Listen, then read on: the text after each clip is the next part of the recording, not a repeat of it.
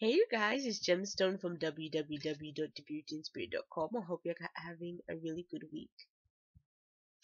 I've had to make this video a couple times because it's been really strange today.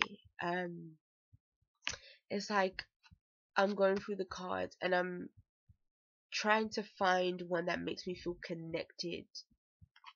Usually I feel just drawn to use certain cards, but today I wasn't really feeling like I wasn't feeling that pull towards like a particular deck that I usually feel. So I've kind of been going through them and just seeing, okay, which one feels right. But it's been difficult. It's really strange. But I kind of settled on the fourth deck and this one right here. And so that's what I'm going to be using for this reading. And the first card that came up for the beginning of the week is pleasure. And I like this card because for me it's about you're doing something that brings you joy, brings you happiness. This could be something that you used to enjoy in the past that is coming back to you. This could be something that you've kind of been able to rekindle within yourself. It could even mean that you're having some kind of pleasurable experience with somebody else that is in your life, connecting with somebody else that you've known for a long time. So this card can also represent children too, having, you know, almost like childlike joy and wonder. But more than anything, to me, this card is about connecting with someone that is it's like connecting with someone that is very similar to you. Could even be like a soulmate kind of situation. And remember, soulmates don't always have to be, you know, your partner or anything like that. A soulmate can be, you know, friend, even family member, but feeling some kind of close connection with somebody else that, and because of that, it gives you pleasure. So then we have, ooh, interference. And this is the Eight of Swords. For me, when I look at this card and I'm seeing all these swords, especially these two coming down, it makes me think of some kind of block, some kind of blockage. It makes me feel that maybe I feel like is this card is almost intuitively the words that come to my mind first is that you are protecting yourself against something or someone, maybe because you feel vulnerable in some kind of way, maybe because you don't want to be hurt by somebody, and so you're feeling like you have to almost defend yourself in some kind of situation.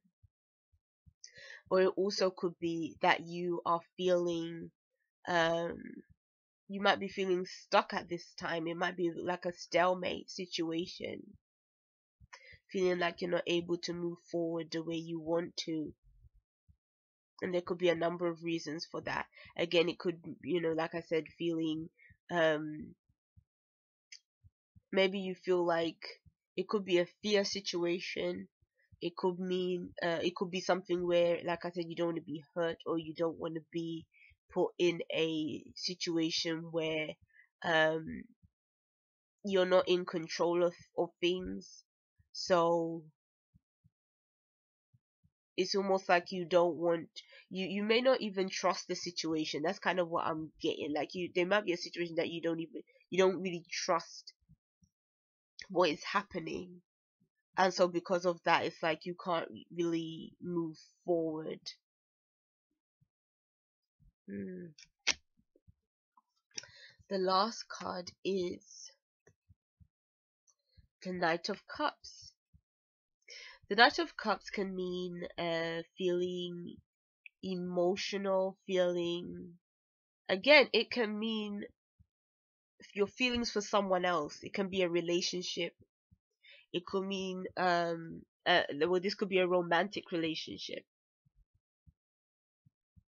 or it could be somebody that just that has this kind of cups energy about them, which is like a water sign energy, someone that is, sensitive emotionally, someone that is really in touch with their emotional side. But for me, I'm kind of feeling like this could be a romantic situation. So for some people, when I look at all these cards together, it can mean that there might be a pleasurable situation where you reconnect with somebody else, but maybe through reconnection there might be some reason that you feel that things can't really move forward, so things kind of feel blocked. Maybe this interference is somebody else interfering into the situation, someone coming in from the outside interfering and causing issues, possibly. Maybe this is a love situation where this is happening. Doesn't necessarily have to be. I mean, that's how to me they're reading together as a whole. But it can be also about other things too. Like, to me, the Knight of Cups can also indicate going after something that you want emotionally, seeking emotional gratification. This can be from um, achieving something, but this can also be from a relationship situation. It can just be anything that kind of makes you just feel on an emotional level like you're fulfilled, being in search of that fulfillment. So, yes, very interesting reading. Now, what I felt guided to do, if I can find it, that is. Yep, I did put it back. I wanted to pull an additional card. I don't know why I'm really feeling guided towards this angel deck today. So let's pull one from here and see what it has to say for this week. And this one says angel guidance, and it says any sort of pretense seems unworthy of angels. Often the decisions we make create self-imposed challenges, which are wonderful opportunities for spiritual growth.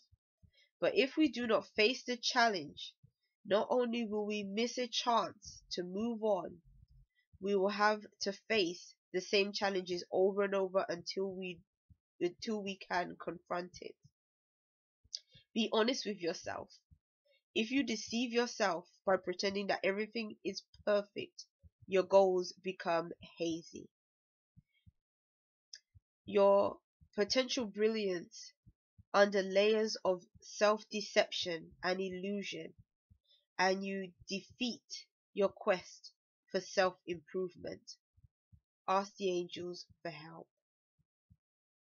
That is very interesting, because for me, to me, this would be our challenging card, which is Wednesday. So it's almost like this card is almost like giving advice for this situation that is happening. And it's saying, especially the one that really stands out to me is the self-deception and illusion, because that's what can happen with the sword's energy.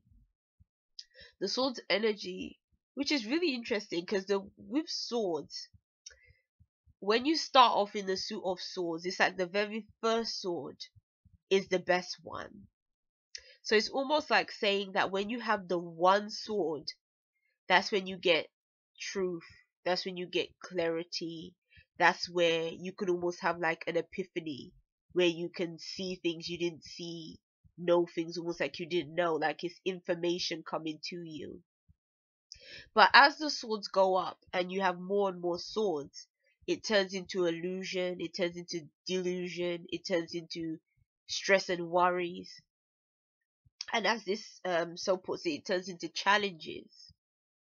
So what it's saying is we can't delude ourselves. We shouldn't deceive ourselves. But instead we have to look at things with a clear mind and a clear understanding. So if, again, like I was really sensing that this card is representing some kind of blockage And the blockage can be because of fear. It's saying that all of this really is an illusion. So don't get caught up in it. It's not real. What is real is what you can see, is the truth. But a lot of the time when we have like a lot of these swords, we're not really seeing the truth. We're seeing like make believe, something that we've created ourselves, and that usually comes from a place of being scared. So, in some instances, like I said, it can be a love connection. Maybe that we're having challenges in that we're afraid of putting up our barriers. So, interesting reading for this week. So, take care, you guys. Bye.